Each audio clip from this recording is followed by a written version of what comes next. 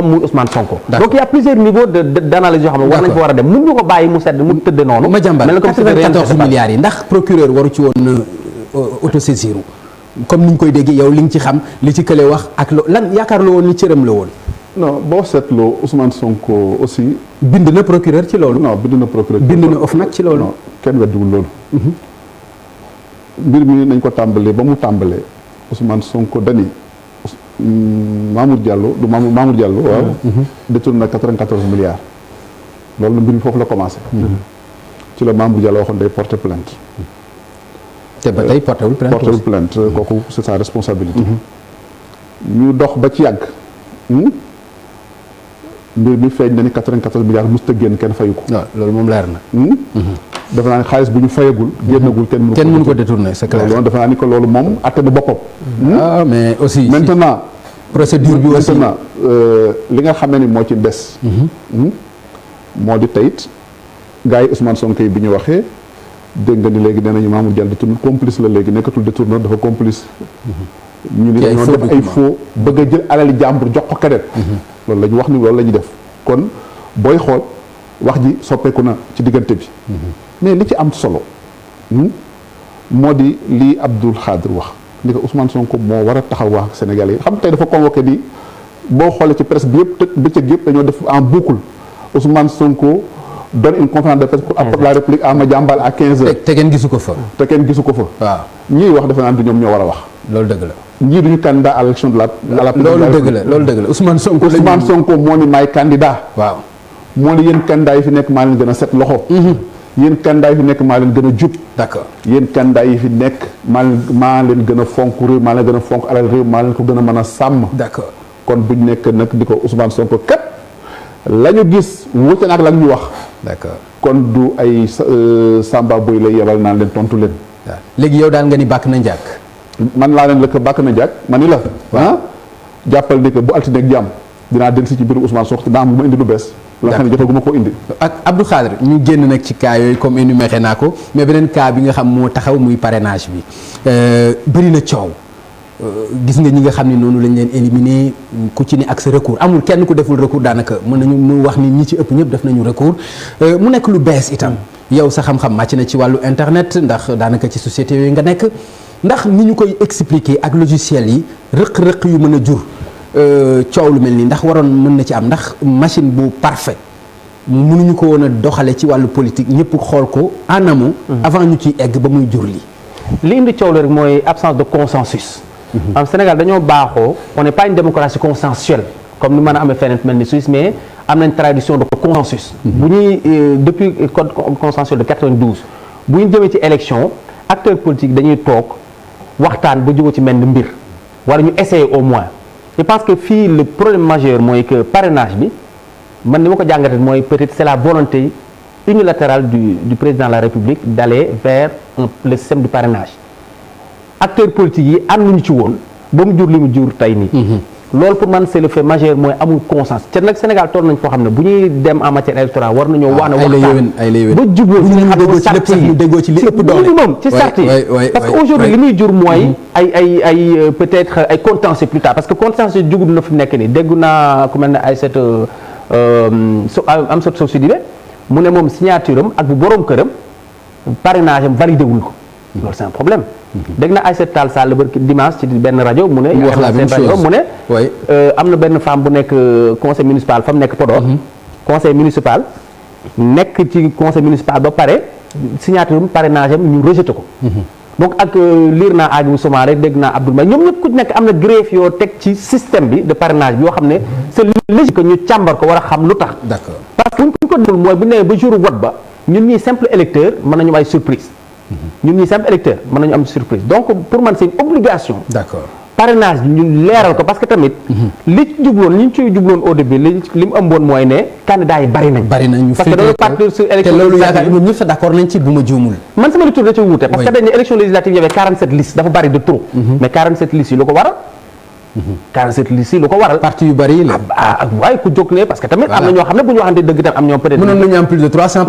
listes parce que am nañu 300 et quelques partis. non man fa may waxee sax c'est au-delà peut-être nguur gi amoon na intérêt. ah d'accord 47 listes ok waaw waaw.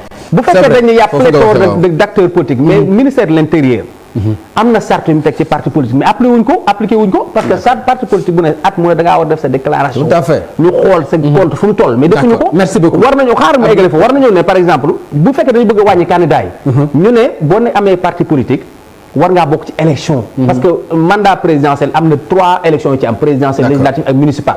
donc fi ñu mën a jaar.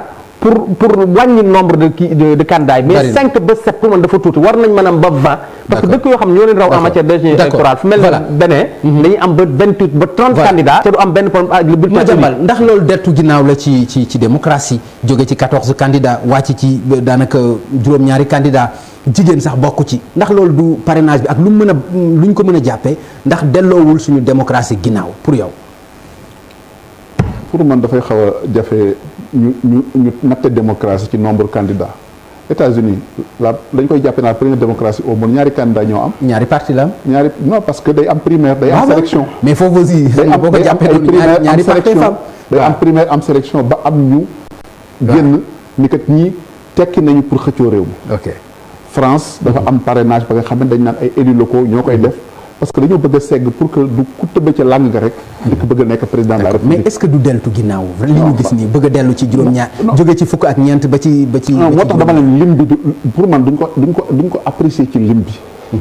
dañ koy apprécier ci démocratie na mu doxee ak na mu fonctionner. parrainage man jàpp naa ni que mënut a ñàkk te il faut mu am lu ma corriger aussi ci li Abdoul Khadre wax léegi. ni dafa am lu ñu waxtaanewul woon parrainage bi. dafa am concertation ba nga xamee ne Seydou Nourou Ba ancien ambassadeur da koo jiite woon. sous l'égide du ministère de l'Intérieur ak parti politique yëpp. ah mais foofu aussi en 2016 non doucement non doucement. mais consensus aussi amul fa. consensus 2016. waaw ñoom ñi nga xamee ne tey am nañu ci dagg ci langue yi contre parrainage dañ caa àndoon. kooku am na ay documents yi nga xam ne mi ngi koy firndeel. bi nga xamee ni que histoire parrainage bi am na aussi wax dëgg yàlla na aussi loolu da nga koy seede fekk na la fi fekk rek Abdoul Khadre mii. li ñuy dégg fekk na leen fi. gouvernement dana ñëw leen ñu waxtaan ci parrainage bi. proposé ko opposition dañuy boycotté ñëwuñu. woote nañ fa du benn du ñaar ambassadeur Abdourahmane Seydou Nourou Ba woote na du benn du ñaar pour ñu concertation opposition bi ni ko du ñu concerté booba jamono xam nga lu ñu waxoon. waxuñu woon parrainage dañu woon cas Karim Wade ak cas Khalifa Sall lañu mettre en avant du ñu bokk ca concertation ba.